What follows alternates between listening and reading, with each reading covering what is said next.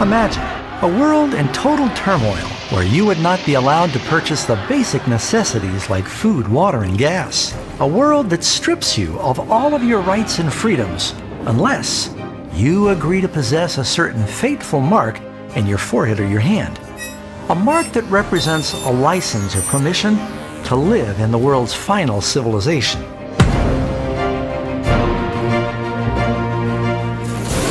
You have probably heard about the infamous Mark of the Beast and the ominous number 666. Where did it come from? Why is it so dangerous, and how do you avoid getting it? In fact, how do you know you don't have it now? The Bible says that in the end of time, everybody will be required to receive the Mark of the Beast. And if you don't receive this mark, at first you won't be able to buy or sell, and ultimately you'll be killed.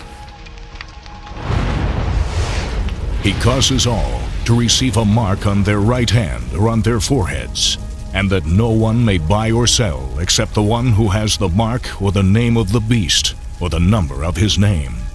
In fact, verse 15 says those who don't worship the image of the beast should be killed. The Bible is clear. Death would be preferable to the curses that fall on the one that receives the mark of the beast. But how can you avoid receiving this mark if you don't even know what it is? There are a lot of misconceptions about what the mark of the beast is. Some, for example, believe the mark of the beast is a barcode or a tattoo that is branded on the forehead or the hand. Others believe that the mark is some form of computerized ID chip that's inserted under the skin. And then there's still others that think that everybody is going to be told to line up and receive their 666 credit card.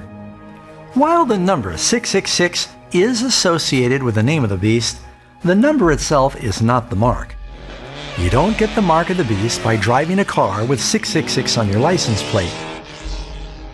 And you'll probably not be struck by lightning if you sit in seat number 666 at some arena or sporting event. The truth is that the mark of the beast is not a physical external mark at all.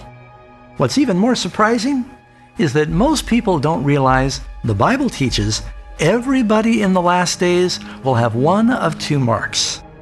One group has the seal of God in their foreheads. The other group has the mark of the beast. The seal of God is having the law of God in our hearts. And these words that I command you today shall be in your heart. You shall bind them as a sign on your hand, and they shall be as frontlets between your eyes. It shall be as a sign to you on your hand, and as a memorial between your eyes, that the Lord's law may be in your mouth.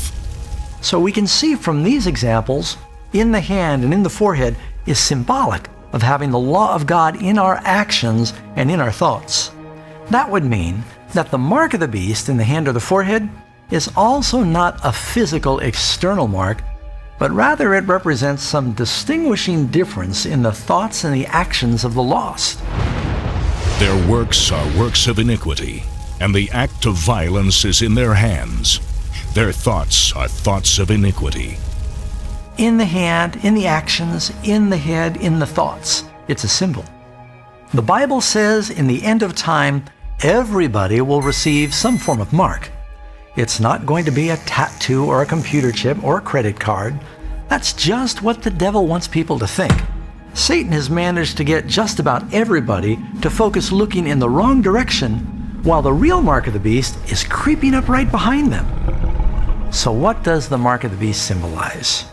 Nobody has it yet, but soon many will.